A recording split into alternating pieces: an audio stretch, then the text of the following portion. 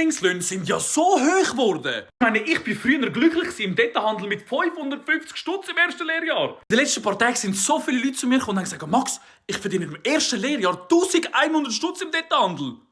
Ich verstehe die Welt nicht mehr.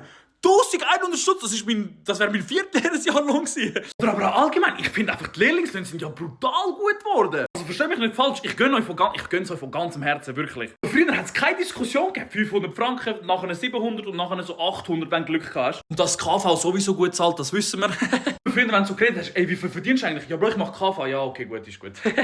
Aber jetzt mal ehrlich, holy, 1100 Stutz im ersten Lehrjahr. Ich habe mich gefühlt, als wäre ich, keine Ahnung, der reichste Mann der Welt. Ich habe damals sogar noch Geld abgeben. Ich war mir so, jetzt verdienst du Geld, jetzt musst du auch lernen, wie es ist, wenn du Abzüge hast. Man muss sich ja vorbereiten aufs Leben, oder? Da kommen dann die Steuern irgendwann mal dazu. Schreibt mal in die Kommentare, wie viel habt ihr jetzt verdient in eurer Lehre? Und falls ihr jetzt eine Lehrstelle bekommen habt, schreibt mal, wie viel ihr im ersten Jahr werdet verdienen. Ist das eigentlich früher mit diesen Lehrlingslöhnen? Ist das auch so gut bezahlt im Schnitt oder ist das schon eher tief gewesen? Das würde mich auch sehr interessieren. Schreibt es auch mal in die Kommentare. Wirklich, aber eben trotzdem, ich gönne es euch von Herzen. Nehmt das Geld bitte, aber dünnt nicht alles ausgeben im ersten Lehrjahr. Ich empfehle es euch von Herzen, spart euch das Geld für irgendein cooles Auto oder irgendwie eine Ferien oder allgemein einfach ein bisschen Geld sparen und ein bisschen Geld auf der Seite haben, ist nie schlecht. Ich schon wieder von vielen Leuten höre, wenn ich dann meinen ersten Lehrlingssohn an Zalando, dies, das, da, macht das nicht. Spart euch das Geld, das ist wichtig.